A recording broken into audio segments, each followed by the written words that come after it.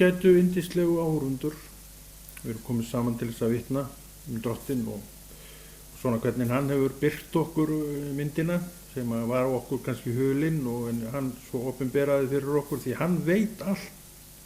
Hann svo skemmtilega við drottinn, hann veit allt. Hann veit allt sem hefði átt að vera öðruvísi og hann bendi manni á þetta svona kannski þó á síðari árum sé. Öllu auðvitað okkar foreldra því að þeir komu okkur í heiminn og við erum auðvitað þakklátt fyrir það. Og feður okkar voru eins og þeir eru og mæður okkar eins og þær voru og þau svo sem gerðu sitt besta til þess að koma okkur að legg og allt saman það.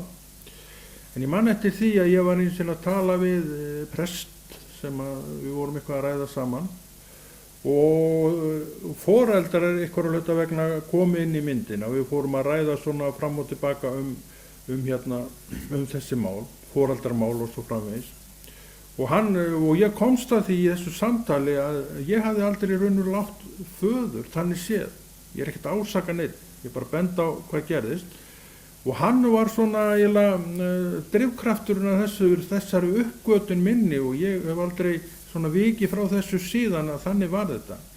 Pabbi var yndislegur maður og ég elska pappa og allt saman það en látu fyrir mörgum árum síðan. En hann var ekki faðir sem kom til manns og spurði mann hvernig hafi gengið í dag og svo framvegis hvernig gekk í skólanum. Hann var ekki pabbi sem settist niður með manni og lærði lærdóminn með manni, skólabókarverkefnin. Það var ekki í hans eðli, akkur ekki. Vegna þess að hann bara var ekkert vanur þessu. Hann var sjómaður, sagði kallinn og vann náttúrulega stífa vinnu á sjó og kom heim og skaffaði vel og allt saman það, ekkert undan því að kvarta. En svona þessi faðir sem lék sér með manni, sem gerði ýmislegt með manni, sem sýndi manni áhuga og var með manni kannski svona stund og stund, eins og strákar vilja og margir feður sem betur fyrir gera, hann var ekki þessi pabbi. Þannig að það var svolítið einkennileg uppgötun að uppgöta það að eiga engar pappa, það fannst mér svolítið skrítið. En þetta bara staðreyndin, að þetta var þannig í raun og veru. En ég tek það aftur fram svo engin misskilningur sé, það engin ásökun í þessu. Ég aðeins að setja þetta fram, kannski til þess að yngri feður sem eru með börn og framfæri í dag, að þeir sinni sínu hlutverki. Því að krakkar, hver sem þau elska það að vinna og vera með feðrum sínum.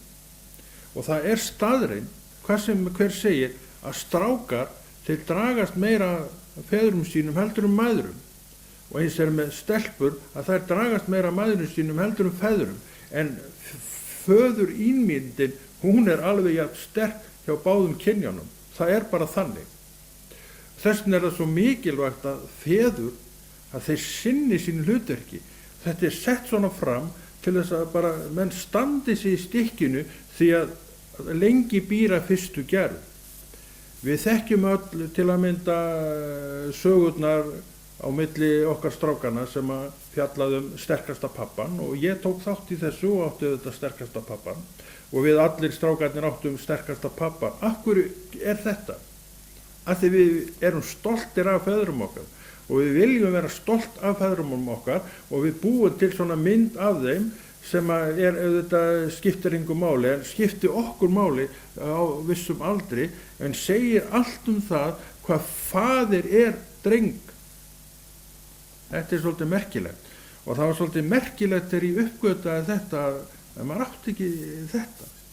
Engum og sérlega ekki faðir sem svona hafði svona áhuga á manni hvað maður var að gera, hvað maður var að fást við og spurði mann aldrei neitt hvað maður hefði verið að fást við þennan daginn og hinn.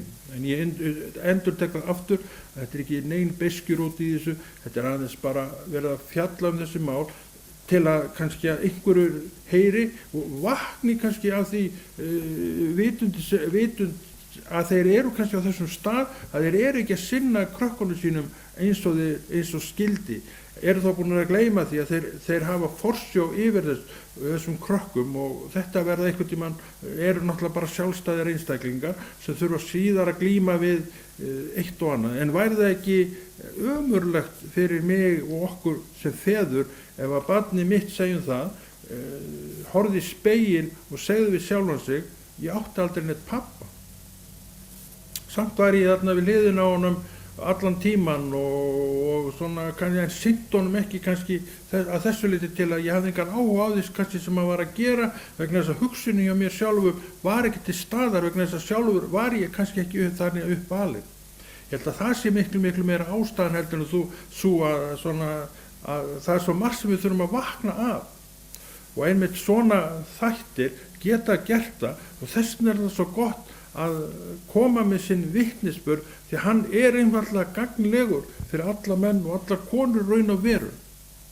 Og þess vegna setja hann fram að því ég trúi því að hann megi verða einhverjum til svona vitundar stöðu sína sem foreldri að það bara mikilvægt að við sýnum drengnum okkar áhuga. Til að hann geti í raun og veru verið stoltur af sínum föður og ég það í sjálfu sér, það ekki málið, en ég átti ekki þessa parta, þekki þá ekki sjálfur á eigin skinni hvað minn blessaða föður áhræri, góður maður og allt saman það og engin biskjur út í mér hvað hann varðar, alls ekki, langu vegu frá, en ég set þetta fram og ég var nú reyndar svona hugsa það hvort ég ætti að gera þetta en mér fannst Drottinn ýta á mig að tala þennan vitnisburð því að ég trúi því að hann sé eitthvað sem aðrir þurfa að heyra því að þeir þurfa líka að svona kannski að fá hvatningu til þess að standa sig í foreldra hlutverkinu því að það svo mikilvægt því að heimilið rótin að öllu því að þaðan koma einstaklingarnir og einstaklingur sem nýtur ástar og velvildar heima, það bara sterkur þegn sem að þannig verður birtist út í samfélaginu, það bara þannig. Þetta verður ekkert breytt. Heimilið hornsteinn og þannig að Guði gert. Og ég og áttu foreldrar, þeir nú dánir núna bæði blessunin, en reyndust manni vel, en þarna var samt eitthvað sem vantaði. Ég bara segi þetta fyrir þig, kæri faðir, bara til þess að þú taki og sýni drengnum þínum og barnabörnunum með þetta áhuga. Meiri kannski áhuga heldur nú hingað til gert. En við segjum þetta gott í dag og kannski gerum við fleiri svona vitnisburði ef að Guð vill og Konráð Rúnar þakkar fyrir sig og biður þau að biðja inn í þetta verkefni því að ég held að þetta sé svolítið áhugavert verkefni sem alveg megi halda áfram með í Jesú nafni.